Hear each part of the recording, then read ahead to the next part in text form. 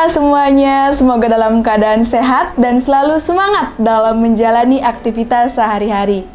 J Podcast kembali hadir bersama pemirsa di rumah yang akan membahas tentang Hari Pendidikan dengan tema Pelopor Pendidikan dari Masa ke Masa. Saya Narwati selama beberapa menit ke depan akan berbincang-bincang bersama dengan bintang tamu yang telah menggaungkan pendidikan utamanya di Kabupaten Karangasem. Beliau merupakan dosen di STKIP Agama Hindu Amlapura dan juga merupakan pendiri yayasan yang bergerak di bidang pendidikan. Wah, tentunya sangat menginspirasi anak muda. Siapa sih kira-kira bintang tamu kita kali ini? Kita sambut aja langsung. Ini dia Bapak Iwayan Mertayase, SPD, MPD. Swastiastu, Pak. Swastiastu, Dek Narwati. Gimana kabarnya, Pak? Sehat. Astungkara sehat ya, Pak ya. Nah, kali ini kita akan membahas nih, berbincang-bincang tentang Hari Pendidikan. Nah, mungkin sebelum itu Bapak bisa sampaikan dulu profil atau biodata Bapak, mungkin biar pemirsa semuanya tahu. Baik, terima kasih. Selamat pagi masyarakat Karangasem serta Bali pada umumnya. Perkenalkan, nama saya Iwayan Mertayase. Tadi sudah diperkenalkan sedikit oleh pemandu acara kita. Nah, untuk saat ini saya berprofesi sebagai aktivis pendidikan yang memang bertugas untuk menggelorakan pendidikan di Kabupaten Karangasem. Terima kasih. Nah, itu dia profil dari Bapak Iwayan Mertayase. Mungkin saya panggilnya Pak Wayan atau Pak Mertayase? Silakan, bebas. Pak Wayan gitu ya. Bali banget gitu. Nah, jadi kita mau bahas tentang pendidikan nih, Pak. Nah, memperingati Hari Pendidikan Nasional. Nah, dari sudut pandang Bapak nih, gimana sih Bapak memaknai pendidikan itu? Baik, terima kasih. Kalau kita berbicara masalah pendidikan, tentunya jangkauannya sangat luas sekali ya, Dek Narwati ya. Betul sekali. Karena pendidikan itu tidak hanya proses belajar mengajar yang dilakukan di kelas, tetapi terlebih pada bagaimana cara kita untuk mentransfer ilmu pengetahuan kepada sahabat-sahabat belajar kita di luar sana, atau bagaimana cara masyarakat itu mendapatkan pengalaman dari dunia serta lingkungan di mana ia berada. Jadi dimanapun sebenarnya kita bisa menempuh yang namanya pendidikan. Nah, tetapi pendidikan yang selama ini kita kenal itu baru hanya sebatas jalur pendidikan formal semata. Nah, padahal pada Undang-Undang Sisdiknas itu jelas-jelas disebutkan bahwa pendidikan itu ada 3. Yang pertama itu ada di jalur pendidikan formal yang kita ketahui bersama, yaitu dari jenjang TK, SD, SMP maupun SMA termasuk perguruan tinggi. Nah, tetapi di luar itu juga ada yang namanya jalur pendidikan non formal.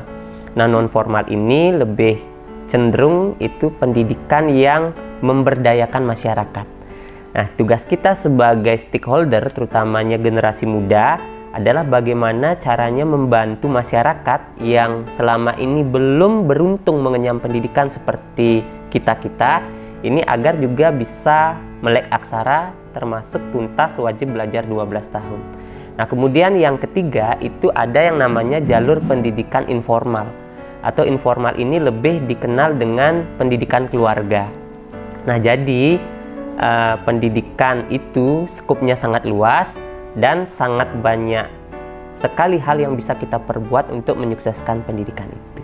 Seperti itu. Wah, sangat luar biasa sekali ya Bapak Wayan ini memaknai pendidikan. Nah, kalau menurut Bapak nih, Bapak inginkan tuh pendidikan seperti apa sih, utamanya di sekolah-sekolah?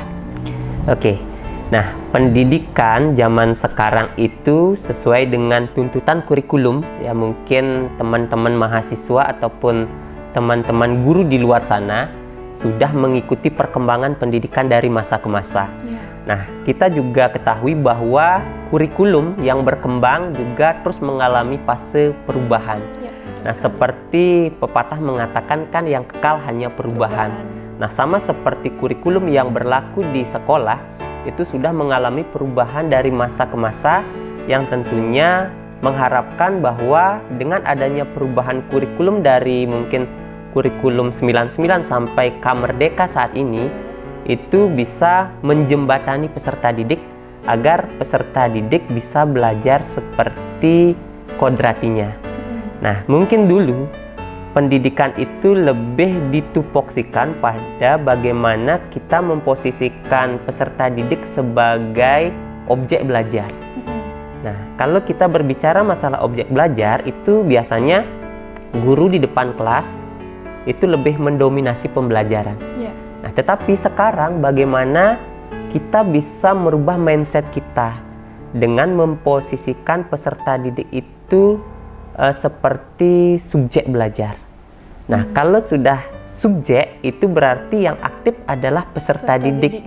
Nah, jadi peserta didik itu diberikan kebebasan untuk mengembangkan bakat, potensi, termasuk ide-ide mereka, nah sesuai dengan tuntutan dan kebutuhan belajar yang mereka inginkan. Seperti itu. Iya.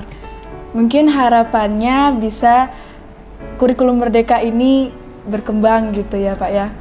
Oke. Mungkin pendapatnya tentang kurikulum Merdeka gitu Pak. Nah, kalau kita berbicara masalah kurikulum Merdeka, nah ini mungkin termasuk produk baru ya Dik Narwati ya. Nah, kurikulum Merdeka ini kan baru booming. Nah, setelah Mas Nadiem Makarim ini ditunjuk sebagai Menteri Pendidikan dan Kebudayaan. Nah, sebelum itu kita tidak mengenal istilah Merdeka Belajar, kemudian profil pelajar Pancasila, ada filosofi Ki Hajar Dewantara. Nah, padahal konsep-konsep seperti ini itu sudah jauh sebelum Indonesia memasuki fase merdeka itu sudah ada. Nah, di mana filosofi Ki Hajar Dewantara ini kan mengajarkan bagaimana seorang guru itu bisa di depan menjadi tauladan. Nah, itu bisa kita lihat pada zaman perjuangan dulu. Bagaimana tokoh-tokoh nasionalis seperti Bung Karno itu selalu menjadi tauladan bagi masyarakat Indonesia. Itu sebenarnya sudah biasa dilakukan. Tetapi kok baru sekarang ini dibumi landaskan seperti itu ya, dibumikan. Baru dipublikasikan, diperkenalkan ke khalayak umum. Betul. Nah, sebenarnya inilah yang menjadi tantangan kita, gimana menyikapi perkembangan kurikulum dari masa ke masa ini bisa nggak memberikan efek positif bagi anak didik kita. Nah, kalau belum, jadinya tugas kita sebagai generasi muda, khususnya teman-teman mahasiswa sebagai calon pendidik ini harus bisa mengikuti perkembangan dari masa ke masa. Sehingga ke depan ketika teman-teman sudah menjadi guru, teman-teman tidak hanya menjadi guru yang tugasnya mengajar di kelas, tetapi bagaimana menjadi guru yang profesional, guru yang kompeten, serta guru yang berkualitas. Sehingga bisa menciptakan iklim pembelajaran yang memerdekakan. Seperti konsep Merdeka Belajar pada kurikulum Merdeka. Seperti itu. Biar nggak hanya merdeka belajar, tetapi siswanya tidak merdeka gitu ya Pak ya. Iya. Nah, kalau tantangan nih Pak dari masa ke masa, menurut Bapak nih apa aja sih tantangan dari pendidikan itu? Oke, kalau kita berbicara masalah tantangan, nah tentunya apapun yang kita lakukan itu pasti tidak luput dari yang namanya tantangan, kan seperti itu ya. Sekali. Nah, ketika kita berbuat baik pun itu banyak sekali sandungan-sandungan yang tentunya akan berupaya untuk menggagalkan langkah demi langkah kita. Nah, mungkin Dek Narwati pernah mendengar pepatah, nah ketika kita menanam padi itu ya, tidak hanya padi yang tumbuh, tetapi kita juga bisa memanen rumput, benar nggak? Iya, benar. Iya kan? Tetapi ketika kita menanam rumput, apakah pernah kita memanen padi? Tidak mungkin. Tidak. Nah, jadi apapun yang kita lakukan selama itu berbicara tentang kebaikan, pasti akan ada hambatan, sandungan seperti rumput tadi. Nah, jadi begitu juga tantangan dalam pendidikan. Nah, ketika kita sekarang mengikuti perkembangan pendidikan dari masa ke masa, tentunya banyak sekali hambatan yang ada. Nah, hambatan ini biasanya muncul dari mutu pendidik itu sendiri. Nah, karena tanpa pendidikan itu tidak akan bisa berjalan sesuai harapan. Karena pendidik ini merupakan garda terdepan yang bertugas untuk menyampaikan informasi yang ada kepada anak didiknya. Nah, jadi pendidik ini sesuai dengan tuntutan zaman, ia harus mampu mengikuti perkembangan, tidak hanya fokus pada pengetahuan yang mereka miliki tanpa berusaha untuk memperdalam maupun memperkaya kasanah keilmuan yang sedang berkembang saat ini. Seperti itu. Iya, jadi guru itu harus berkualitas tentunya. Pasti, untuk menghadapi tantangan-tantangan tersebut. Iya. Iya, betul sekali. Nah, Pak Wayan ini ternyata sebagai pengelola Pratama Widya Pasraman Amerta Yulia Ganesha, gitu ya Pak ya, yang bergerak di bidang pendidikan. Mungkin bisa kita singgung sedikit ya Pak, terkaitan dengan pendidikan. Nah, mungkin Bapak bisa ceritakan awal mulanya gitu, terbentuk yayasan tersebut. Oke. Nah, kalau kita berbicara masalah kegiatan yang kita lakukan itu tentunya tidak serta-merta lahir ide begitu saja. Iya. Nah, dulu waktu mungkin saya menjadi mahasiswa seperti Dek Narwati, tantangan terberat yang saya alami waktu itu adalah bagaimana bisa menuntaskan pendidikan ini secepat mungkin. Itu yang pertama. Nah, tetapi ketika kita sudah memasuki semester akhir, justru di sana terjadi perdebatan antara naluri dengan realita. Nah, pada saat itu kita masih amati bahwa untuk menjadi pegawai negeri, nah itu masih dikenal dengan istilah sogok menyogok. Iya. Nah, jadi waktu itu terjadi perdebatan batin. Nah, kalau saya hanya seorang anak petani yang notabenahnya lahir di desa terpencil gitu di ujung barat Kabupaten Karangasem, sementara orang tua juga hanya lulusan SD, nah tidak memiliki relasi. Nah, di sanalah saya mengalami kebimbangan. Ketika saya lulus nanti, walaupun misalnya saya pinter gitu, apakah jaminan saya akan bisa bekerja? Nah, kemudian dari itu saya mulai memikirkan, saya harus bergerak nih. Nah, dari saat itulah saya berpikir ingin memiliki sekolah. Nah, tapi Dek Narwati juga tahu ya, untuk membangun sekolah itu kan tidak mudah. Tidak mudah. Ya, banyak harus punya modal kan gitu ya, untuk membuat sarana penunjang dan lain sebagainya. Tetapi saya tidak menyerah. Nah, artinya ketika kita ingin berbuat positif, Pak percaya bahwa tangan-tangan Tuhan ini selalu ada menyertai kita. Nah, dengan kita konsisten melakukan, ternyata Tuhan mempertemukan saya dengan teman-teman dosen yang memang sudah lama berkecimpung di dunia yayasan. Nah, jadinya saya masuk di sana sebagai tutor kala itu. Kemudian saya ATM, tahu ya ATM ya? Apa tuh ATM? Ngerti ya? Adopsi, tiru, modifikasi. Nah, kita copy paste ilmu dosen itu sebanyak mungkin. Nah, kemudian kita persiapkan segala sesuatunya dengan detail. Nah, ternyata ketika kita sudah paham, kita langsung mulai terapkan di masyarakat. Karena ketika kita berada di lingkungan yang sudah terbiasa menggelorakan pendidikan, mungkin Dek Narwati atau teman-teman tahu ya, Buleleng itu dikenal dengan kota pendidikan. Yeah. Kemudian kita kembali ke Kabupaten Karangasem yang notabenanya ini masih tinggi angka buta aksaranya, termasuk angka putus sekolahnya. Nah, jadi dari sana saya mendapatkan sebuah ide bagaimana kalau saya mengembangkan sebuah yayasan pendidikan di Karangasem. Nah, akhirnya berjalannya waktu, banyak saya ketemu teman-teman yang memang berkompeten di bidang tersebut. Akhirnya saya mulai merapatkan diri sampai bisa terbentuk yayasan yang mungkin Dek Narwati tahu ya, perkembangannya cukup pesat selama ini. Seperti itu. Wah, luar biasa sekali ya perjuangan dari yayasan tersebut. Mungkin sangat membuat menguras tenaga gitu, Pak. Nah, apa sih yang memotivasi Bapak untuk bisa maju gitu, terutama di Kabupaten Karangasem nih, bisa punya yayasan, bisa menjadi aktivis gitu pendidikan, pelopor pendidikan gitu? Oke, sebenarnya untuk mendapatkan gelar pelopor itu kan tidak serta-merta juga ya, Dek Narwati ya. Itu juga perlu proses yang lumayan panjang.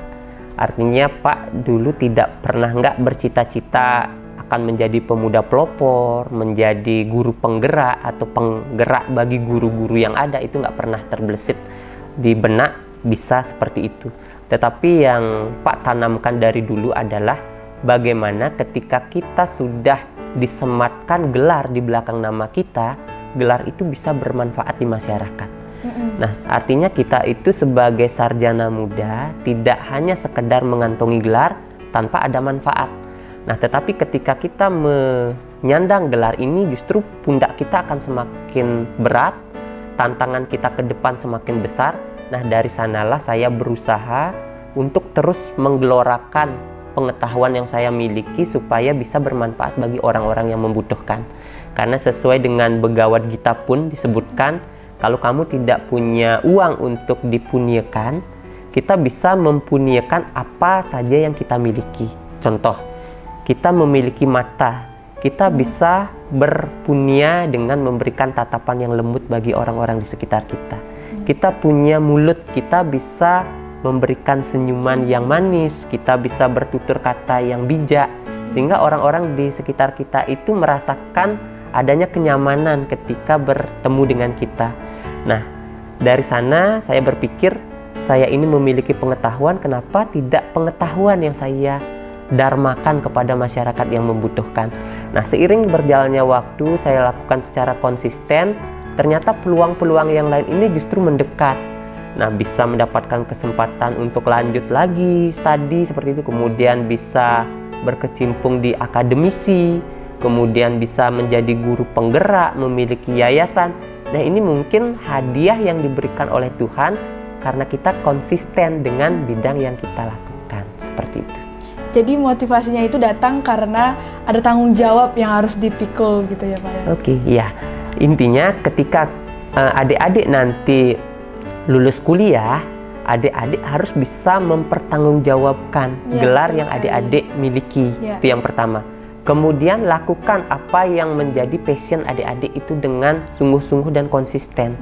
Kalau kita sudah melakukan itu dengan fokus dan konsisten, niscaya apa yang kita lakukan itu akan menghasilkan sesuatu di luar ekspektasi kita. Nah, kemudian setelah itu bagaimana cara kita untuk memberikan kebermanfaatan bagi orang-orang yang ada di sekitar. Nah, kalau kita bisa menyeimbangkan ketiga hal ini, konsep Trihitakarana, konsep ke atas, ke sesama maupun ke alam semesta, nah niscaya kebahagiaan itu pun akan menghampiri hidup kita, seperti itu. Luar biasa sekali. Nah, ini saya sering nih lihat postingan Bapak. Nah, dari sebagai dosen, sebagai aktivis, kemudian pemilik yayasan gitu. Tentunya banyak banget ya kegiatannya Pak Wayan ini. Nah, gimana sih cara memanajemen waktu, Pak? Untuk biar bisa terlaksana semua kegiatannya. Oke. Nah, kalau kita juga berbicara masalah waktu, tentunya kita sadari bahwa setiap manusia diberikan alokasi waktu yang sama. Ya, kita memiliki 24 jam sehari, bagaimana kita membagi waktu itu untuk berkegiatan maupun untuk beristirahat, kan seperti itu. Nah, tetapi pernah nggak Dek Narwati mendengar sebuah slogan? Sesungguhnya orang yang sibuk itu justru adalah orang yang paling banyak memiliki waktu. Oh, kenapa bisa begitu, Pak? Iya, karena orang sibuk ini ia bisa memanfaatkan waktunya dengan sangat baik untuk melakukan hal-hal positif. Nah, berbeda dengan orang yang bermalas-malasan. Nah, mungkin anggapan kita secara kasat mata, orang yang bermalas-malasan ini bingung dengan jumlah waktu yang mereka miliki. Apa yang akan dilakukan? Ya, memang seperti itu adanya. Orang yang bermalas-malasan ini tentunya ia tidak bisa menargetkan apa yang harus ia lakukan sekarang. Nah, anggap sekarang Dek Narwati diberikan tugas oleh dosen, dikumpul lagi 1 minggu. Apakah Dek Narwati akan kerjakan itu sekarang atau Dek Narwati tunggu sampai deadline waktu itu sudah datang, kan seperti itu ya? Benar-benar. Nah, kebanyakan mahasiswa yang ada itu pasti lebih senang mengerjakan tugas ketika deadline tugasnya sudah harus dikumpul hari ini, kan gitu ya. Nah, jadi di sana sistem kebut semalam lah yang akan terjadi atau the power of kepepetnya yang jalan. Nah, tetapi coba kita sekarang ketika dikasih tugas langsung kita kerjakan. Nah, tentunya kita akan memiliki banyak waktu untuk mengerjakan hal-hal positif yang lainnya. Nah, justru ketika kita melakukan banyak hal, itu banyak hal positif juga yang bisa kita terima ke depan. Karena tanpa pernah kita mulai menanam sesuatu, kita tidak akan pernah memanen sesuatu. Benar nggak? Benar. Nah, kalau kita ingin memanen beras, ya harus kita menanam padi dari sekarang. Jangan pernah kita berharap punya beras kalau kita tidak pernah menanam atau bekerja untuk membeli beras itu. Kan seperti itu. Jadi, pesan Pak kepada adik-adik mahasiswa atau kepada pemuda dimanapun berada, manfaatkan waktu sebaik mungkin dan anggaplah semua kegiatan yang kalian lakukan itu seperti main game. Karena kalau kita melakukan sesuatu seperti bermain, tentunya tidak akan jadi beban bagi kita. Justru kita akan menikmati setiap proses demi proses yang kita lakukan. Seperti itu. Wah, tuh dengerin tuh pemirsa. Waktu itu harus digunakan sebaik mungkin. Jangan kebut semalam. Bener ya Pak ya? Jadi karena kalau kebut semalam itu jadinya tidak maksimal ya tugas kita yang kita kerjakan gitu. Benar-benar. Nah, pertanyaan terakhir nih Pak ya, bagaimana harapan untuk pendidikan, utamanya pendidikan di Indonesia untuk kedepannya Pak? Oke, harapan untuk pendidikan adalah bagaimana agar pendidikan ini bisa menjadi lebih baik dari saat ini, itu yang pertama. Nah, tetapi untuk menjadikan pendidikan itu baik, itu tidak bisa hanya mengandalkan peran pemerintah semata.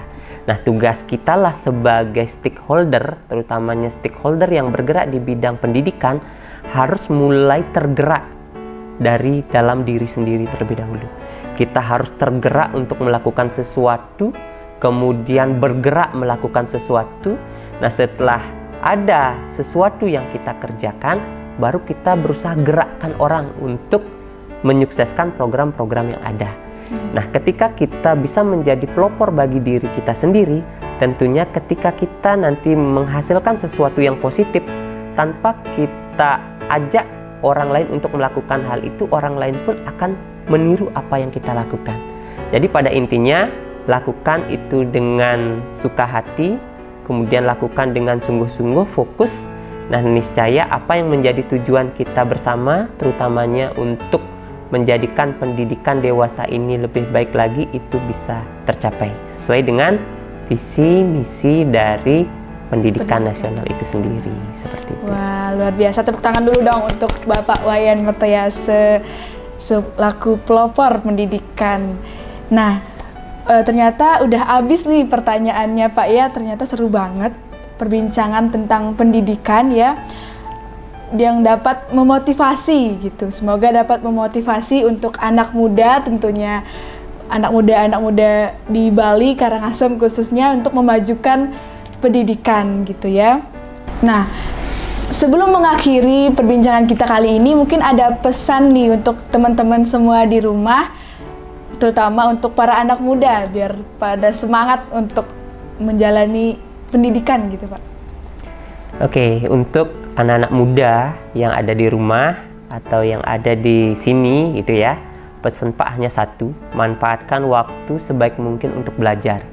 Jangan pernah membatasi diri untuk belajar, karena apapun yang kalian pelajari itu, yakini bahwa semua pengetahuan yang kalian miliki itu akan berguna di saat waktu dan kesempatan yang tepat. Nah, jadi ketika masih ada waktu untuk belajar, manfaatkan waktu itu sebaik mungkin. Setelah lulus S1, lanjut lagi S2. Setelah lanjut S2, lanjut lagi S3. Jangan pernah berpikir biayanya dari mana. Karena ketika kita sudah terjun langsung ke dunia pendidikan, secara tidak langsung, hal-hal yang kita lakukan inilah yang akan menghantarkan kita untuk bisa menyelesaikan studi yang kita lakoni saat ini. Nah, sama seperti Pak tidak pernah bermimpi bisa lanjut ke jenjang ini, tetapi karena kita fokus dan konsisten, banyak sekali bantuan Tuhan yang hadir dalam hidup kita, sampai akhirnya kita bisa berbagi kepada anak-anak muda, khususnya yang ada di Kabupaten Karangasem. Terima kasih, tetap semangat dan jadilah pelopor pendidikan masa depan. Iya. Semangat gitu ya. Semangat. Semoga nanti semuanya bisa sukses. Bapaknya juga semoga selalu sukses ya untuk menjadi pelopor pendidikan. Wah, itu dia tadi pesan dari Pak Wayan untuk anak muda di luar sana agar memanfaatkan waktunya di masa muda ini. Wah. Nah, pesan tadi sekaligus menutup podcast kita kali ini. Saya Narwati dan tim kru yang bertugas mengucapkan pamit undur diri. Satu kata dari Ki Hajar Dewantara, jadikan setiap tempat sebagai sekolah dan jadikan setiap orang sebagai guru. Saya pamit undur diri, sampai jumpa. Om Santi Santi Santi Om.